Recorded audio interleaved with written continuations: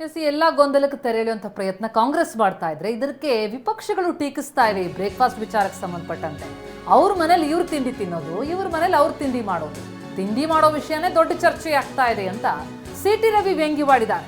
ಚರ್ಚೆ ಆಗ್ಬೇಕಾಗಿರೋದು ರಾಜ್ಯದ ಸಮಸ್ಯೆ, ಆದ್ರೆ ಅದು ಬಿಟ್ಟು ಕುರ್ಚಿ ವಿಷಯಕ್ಕೆ ಚರ್ಚೆ ಆಗ್ತಾ ಇದೆ. ಗುಂಡಿ ಬಿದ್ದ ರಸ್ತೆಗೆ 580 ಜನ ಮೃತಪಟ್ಟಿದ್ದಾರೆ. ಈ ತಿಂಡಿ ಕೊಡೋ ಮಹತ್ವವನ್ನ ಗುಂಡಿ ಮುಚ್ಚೋದಕ್ಕೆ ಕೊಟ್ಟಿದ್ರೆ ಅಮಾಯಕರ ಜೀವ ಹೋಗೋದನ್ನ ತಪ್ಪಿಸಬಹುದಿತ್ತು ಅಂತ ಸರ್ಕಾರದ ಕಾಲೆಳೆದಿದ್ದಾರೆ ಸಿಟಿ ರವಿ. ನೋಡಿ ಏನಾಗಿದೆ, ಅವ್ರ ಮನೇಲಿ ಇವ್ರು ತಿಂಡಿ ತಿನ್ನೋದು, ಇವ್ರ ಮನೇಲಿ ಅವ್ರು ತಿಂಡಿ ತಿನ್ನೋದೇ ದೊಡ್ಡ ಸಂಗತಿಯಾಗಿದೆ. ಚರ್ಚೆ ಆಗಬೇಕಾಗಿದ್ದು ರೈತರ ಆತ್ಮಹತ್ಯೆ, ಚರ್ಚೆ ಆಗಬೇಕಾಗಿದ್ದು ಸರ್ಕಾರಿ ನೌಕರರ ಆತ್ಮಹತ್ಯೆ, ಚರ್ಚೆ ಆಗಬೇಕಾಗಿದ್ದು ಜೋಳ ಖರೀದಿ ಆಗದೇ ಇರೋದ್ರ ಬಗ್ಗೆ, ಅತಿವೃಷ್ಟಿ ಪರಿಹಾರ ಕೊಡದೇ ಇರೋದ್ರ ಬಗ್ಗೆ ಚರ್ಚೆ ಆಗಬೇಕಾಗಿರೋದು. ಈ ವರ್ಷದಲ್ಲಿ 11 ತಿಂಗಳಲ್ಲಿ ಗುಂಡಿಯ ಕಾರಣಕ್ಕೇನೆ 580 ಜನರಿಗೂ ಹೆಚ್ಚು ಜನ ನಿಧನ ಹೊಂದಿರೋದು.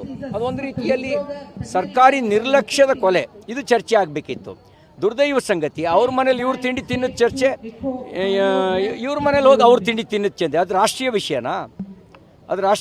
ಅಥವಾ ರಾಜ್ಯದ ಸಮಸ್ಯೆನಾ? ಇವ್ರ ಮನೆಗೆ ಅವ್ರು ತಿಂಡಿ ತಿನ್ನೋದು.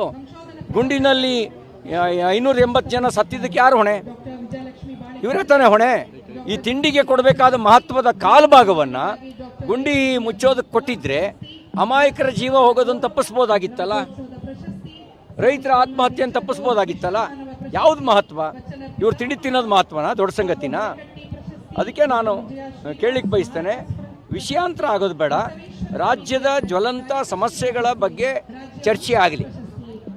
ಅವ್ರ ಮನೆಗೆ ಇವ್ರು ತಿಂಡಿ ತಿನ್ನೋದು, ಇವ್ರ ಮನೆಗೆ ಅವ್ರು ತಿಂಡಿ ತಿನ್ನೋದು, ಯಾವ ಬಟ್ಟೆ ಹಾಕಿದ್ರು ಅನ್ನೋದು ಚರ್ಚೆ ವಿಷಯ ಆಗಬಾರ್ದು.